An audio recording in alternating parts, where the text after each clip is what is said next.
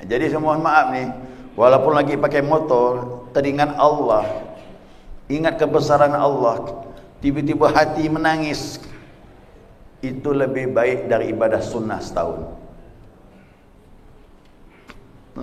Ini terkejut jemaah ni. Lebih baik daripada ibadah sunnah setahun.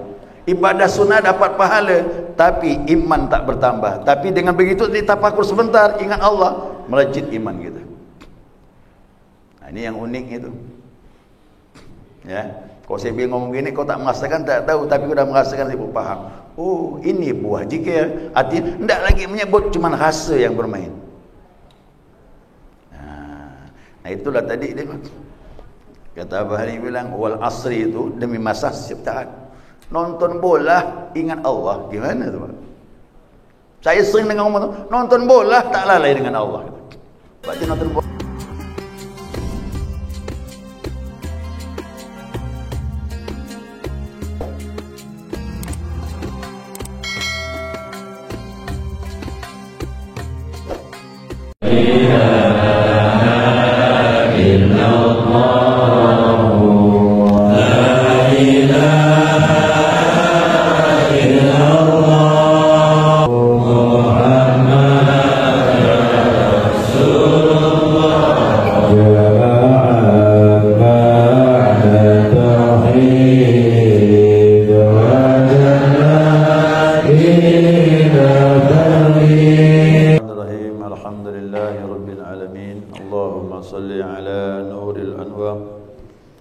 وسر الأسرار وترياك الأرغير مفتاح باب اليسار سيدنا ومولانا محمد المختار وآله الأطهار وأصحاب الأخيار عدد نعم الله وإفضاله. سبحانك لا علم لنا إلا ما علمتنا إنك أنت العليم الحكيم. اللهم ذكرنا ما نسينا وعلمنا ما جهلنا ولا حول ولا قوة إلا بالله العلي العظيم. قال مصنف رحمه الله تعالى ونفعنا بعلومه في الدارين آمين. جماعة الصبح رحمكم الله. السلام عليكم ورحمة الله وبركاته. Alhamdulillah, senantiasa kita mengaturkan pujian dan syukur kita kepada Allah Azza wa Jalla atas limpahan rahmah, hidayah dan inayahnya. Subuh ini atas izinnya kita dapat melanjutkan kajian kita, mudzakarah kita, panduan kita Bidayatus Salikin. Melanjutkan tentang firman Allah yang kemarin ya. Allah berfirman, rijalun la tulhihim tijaratun wala bai'un an dzikrillah.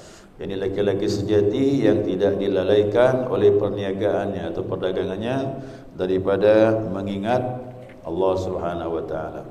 Jadi hakikatnya bertarikat ini, apapun aktivitas kita, ya, apapun, apa saja profesi kita, semuanya itu tidak melalaikan kita kepada Allah. Itulah hakikat tarikat.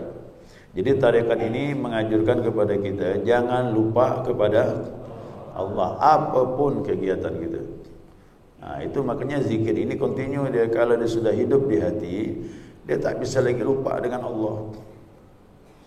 Bagaimana aku bisa lupa dengan Allah? Dia bilang, sedangkan hati aku selalu menyebutnya. Nah, ini yang kita harapkan di dalam ilmu tariqah itu. Bukan zikir berwaktu. Zikir berwaktu itu tahap pemula. Nah, kita pemula ni zikir zuhur, asar, maghrib, isya, subuh. Itu zikir jahar, zikir khafi. Nah, zikir khafi kapanpun kita dilatih, terus dilatih, akhirnya hati kita tak bisa lagi lalai kepada Allah Subhanahu wa taala. Nah, kita lihat di sini ya. Nah, ini kata Sayyidatuna Rabi'ah Adawiyah. Ini Rabi'ah ni seorang wali perempuan. Jadi perempuan ni sulit jadi wali, bukan gampang. Ya kan? Dia datang haid. Ada masa haidnya, ada masa nipasnya, ya, kesibukan mengurus anak dan suami, tapi dia bisa menjadi seorang wali Allah. Kan hebatnya. Kalau laki-laki jadi wali banyak, tapi perempuan sulit. Tapi ada masih Allah pilih di antara hamba-hambanya yang perempuan menjadi kekasih Allah Subhanahu wa taala. Nah, apa kata Rabi'ah? Dia bilang di dalam hati berbicara kepada Allah yang Maha Kuasa. Ada. Di dalam hati ngomong dengan Allah. Dia bilang, akan tetapi pada lahirnya aku bercakap-cakap dengan sesama manusia. Jumpa kawan ngomong, Assalamualaikum, apa khabar? Tapi hati tak bisa lalai. Coba kalau kita ngomonglah sama orang, hati ke mana? Makanya latihan. Ada guru yang ahli, kita latihan berzikir, apapun aktivitas, ketemu orang, ngomong pun, tapi hati tak bisa lalai dengan Allah SWT. Ini namanya khalwah fil jalwah, menyendiri dalam keramaian. Jumpa orang dalam keramaian, ngomong dengan orang, tapi hatinya menyendiri dengan ini yang mahal ni Bapak Ibu. Ini kalau hati sudah hidup. Kalau hati sudah hidup, begitulah keadaannya. Apa kata beliau juga mengatakan, jasadku bersama dengan manusia, ya, dalam kumpulan, tetapi hatiku menyendiri mencintai. Jadi konsep Rabi'ah ni cinta. Kau dah cinta dengan Allah, tak bisa lagi mencintai yang lainnya. Dulu pernah saya sampaikan bahawasanya dia dilamar oleh Hasan Al-Basri, ditolak. Hasan Al-Basri ulama besar, wali juga dia. Meminang Rabi'ah, ditolak. Kata Rabi'ah, hai Hasan, aku dengar laki-laki itu 9 akal 1 nafsu. Ya, perempuan itu nafsunya 9, akalnya 1.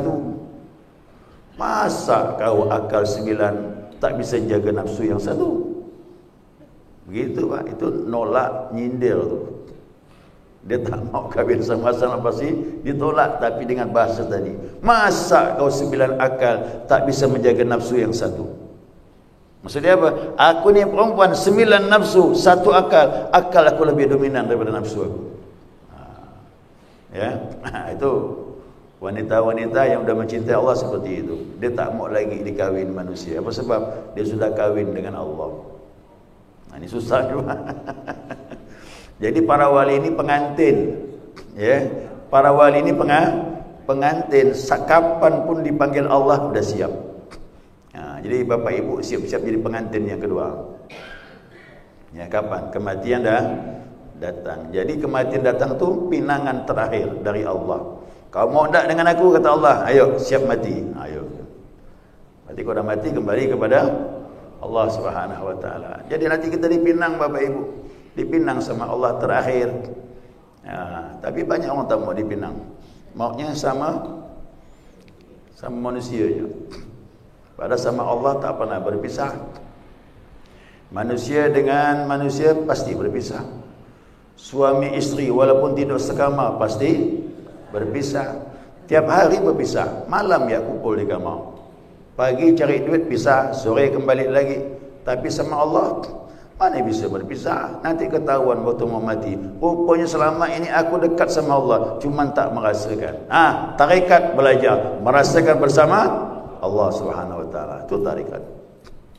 Ya, sampai kita mati nanti nyatalah betul memang aku tak bisa lagi berpisah dengan Allah Subhanahu Wa Taala. Kemudian bahkan ya Abu Sa'id Al-Kharaj gitu. Abu apa tu? Abu Sa'id Al-Kharaj. Saya tak bawa kacamata ni. Agak kabur sikit. Abu Sa'id Al-Kharaj dia mengatakan manusia yang sempurna itu bukan kerana bisa mengeluarkan keramat saja. Jadi kadang-kadang orang ni kagum dengan wali itu, kalau keluar keramat, kau tak ada keramat tak kagum. Tapi yang berbahaya itu yang tak ada keramatnya. Biasa-biasa aja. Ngomong sama kita, makan, minum, tapi hatinya tak luput dengan Allah. Itu yang berbahaya. Ini kau tengok keramat, kadang-kadang keramat itu sifatnya sementara. Siapa yang sempurna? Tetapi manusia yang sempurna, kata beliau, ialah manusia yang biasa, ya, bercampur gaul dengan manusia, baik berdagang ataupun tani. Apa gitu? Kalau laki-laki punya istri, kalau perempuan punya suami, ya, berdagang, bertani, suami punya isteri, isteri punya suami. Hanya saja dia bilang hatinya tidak pernah lupa kepada Allah, meskipun hanya sekejap saja. Jadi isteri tak masalah, ada suami ada anak, tapi zikir. Suami juga begitu, ada isteri ada anak, bahkan bekerja di luar, tapi tetap hatinya berzikir. Jadi ayat yang sering kita baca ni, wal asri innal insana lafi, demi waktu masa manusia dalam kerugian.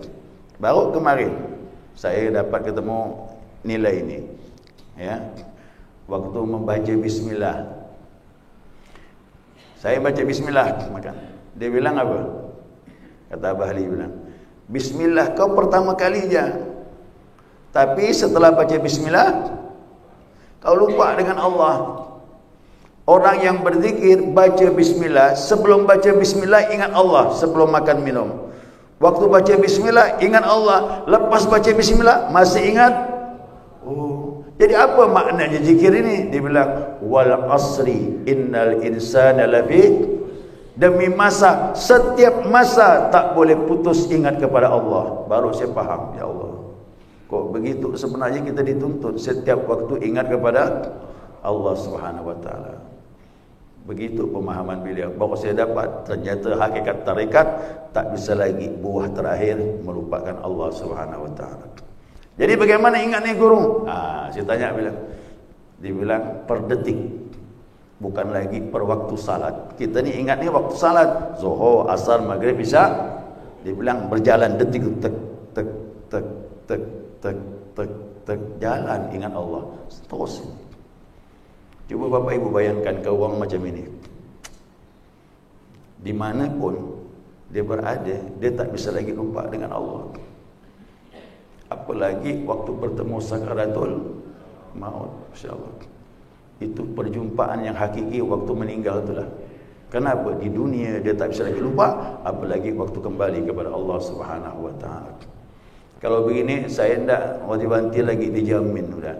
Inilah hamba yang sejati, dari mulai dia hidup sampai dia meninggal tak bisa lagi melupakan Tuhannya sebagai Tuhan yang disembah dari dunia sampai akhirat. Ini dikatakan salatul daim. Pernah dengar tak salatul daim ni? As-salatul daim, salat yang senantiasa. Kalau kita ni salat pakai waktu, ingat Allah pakai waktu, Zuhur, Asar, Maghrib, Isya, Subuh. Tapi orang seperti ini salatul daim. Dalam salat, di luar salat tak bisa lagi dia lupa dengan Allah Subhanahu wa taala. Oleh kerana itu, para pemuka tarekat Naqsyabandiyah memilih zikir hati, kerana hati adalah tempat Allah menilai, ya, kemudian tempat iman. Allah memandang hati, dan situlah tempatnya iman, dan disitulah gudangnya rahasia Allah Subhanahu wa taala.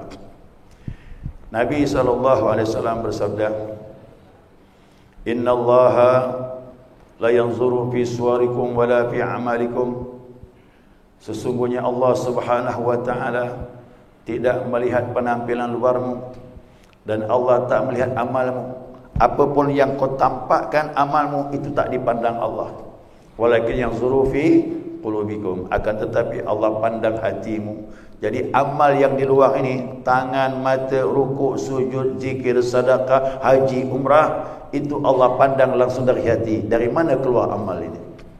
Kalau hatinya baik, maka yang keluar pasti baik. Tapi kalau hatinya bermasalah, ada riak, rasa bangga, merasa lebih pandai, merasa lebih banyak ibadah, maka yang keluar pun tak dipandang oleh Allah Subhanahu wa taala.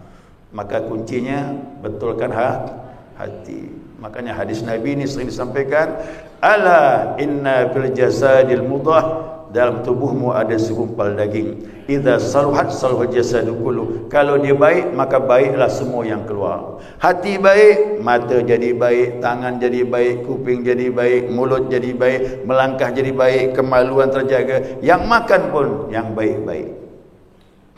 Tapi sebaliknya, wa idza fasadat fasal jasadu kullu. Kalau dia jelek, maka yang keluar pun jelek. Ala wahyal qalbu. Ketahuilah, dialah ada hati. qalbun ni yang bolak-balik. Kalau bolak-balik maka dibetulkan. Jadi kita ni punya jasad. Dalam tubuh ini ada roh. Antara jasad dengan roh ada namanya qalbun. Qalbun apa? Bolak-balik, kadang taat, kadang tidak. Nah, qalbun inilah yang diperbaiki dengan zikrullah, zikir kepada Allah. Dari jasad untuk pindah ke roh, maka perlu hati. Hati ini kadang taat, kadang tidak, diperbaiki agar dikembali kepada roh, agar dia cenderung kepada roh, sehingga mau ibadah saja kepada Allah Subhanahu wa taala. Sama dari syariat menuju ke hakikat, pasti ada jalannya, namanya tariqat. Nah, syariat tubuh, hakikat roh. Tapi antara jasad dengan roh ada perantara namanya qalbun. Tapi qalbun inilah mau dibetulkan. Kalau qalbun ni baik, maka sampailah kepada roh. Kalau sampai kepada roh, ala bi dzikrillah tatmainnul, maka ingat Allah menjadi tenang. Kenapa? Ibadah sudah dengan roh. Nah, mudah-mudahan roh kita menjadi baik dengan sebab zikir kepada Allah Subhanahu wa taala. Insyaallah, amin ya rabbal alamin. Baik jemaah sekalian, sedikit saja saya sampaikan ini ya. Kemudian selanjutnya silakan. Apa mau ditanya silakan.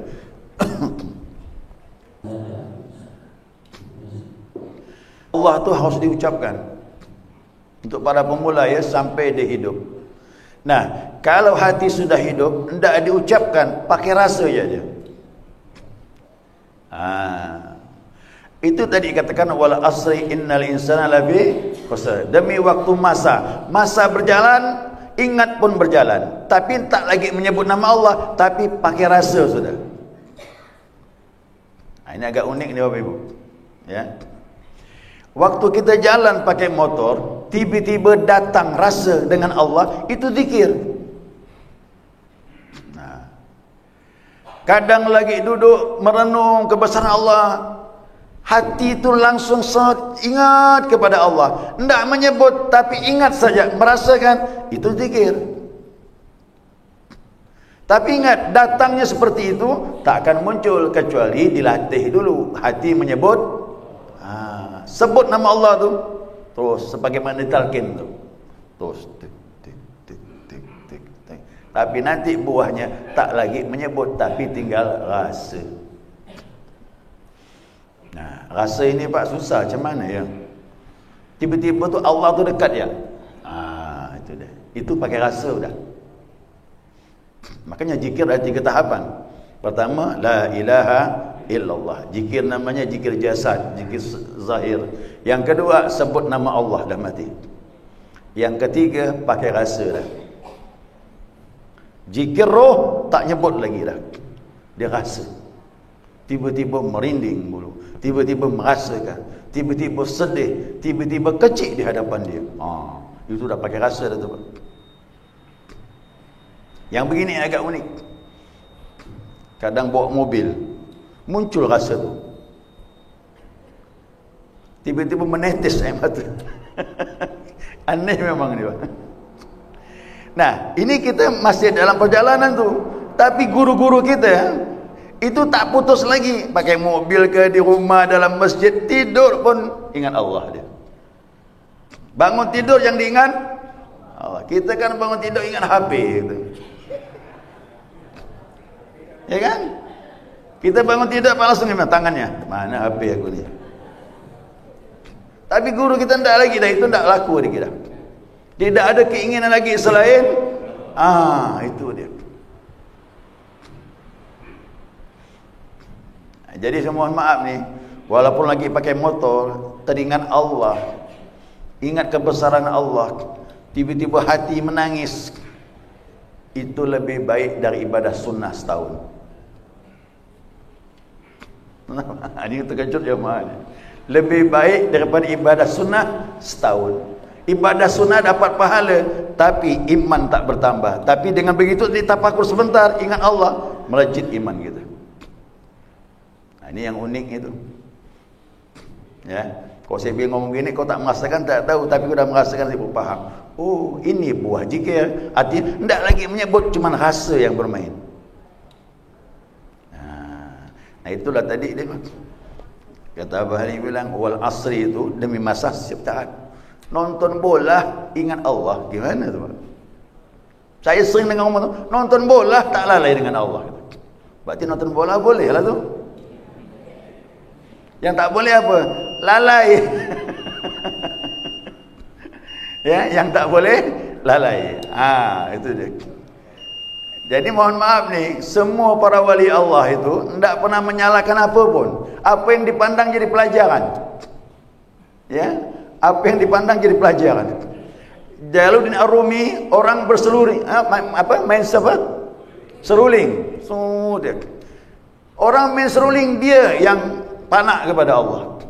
Gimana, bingung saya. Apa hubungannya? Ternyata bagi mereka suara-suara yang muncul itu terjadi dengan izin Allah Subhanahu wa taala.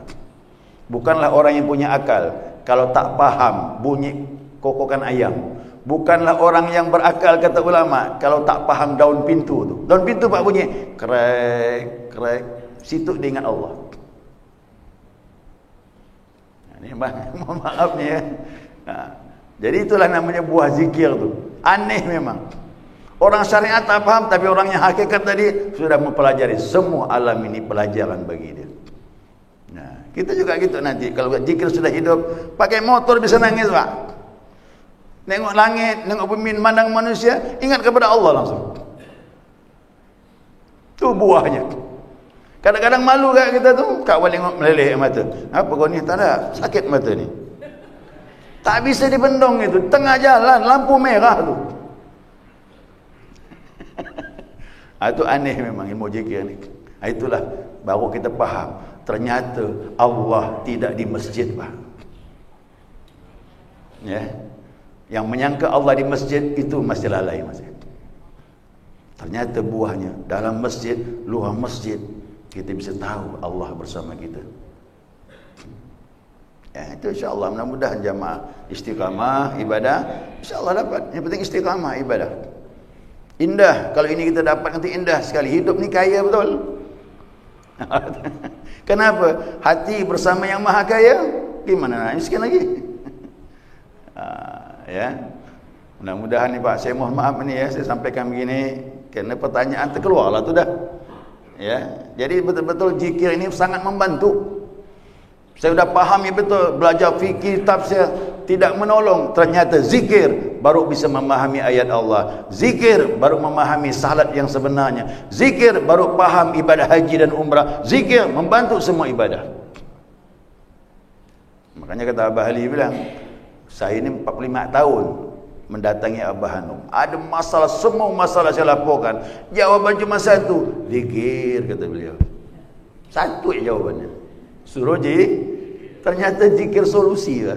Sampai mati nanti pun baru tahu zikir menolong kita. Ya, mudah-mudahan kita dapat kebaikan dengan zikir ini. Amin ya rabbal alamin. Baik, subhanakallahumma wa bihamdika asyhadu an la ilaha illa anta astaghfiruka wa atubu ilaik. Allahumma salli ala Muhammad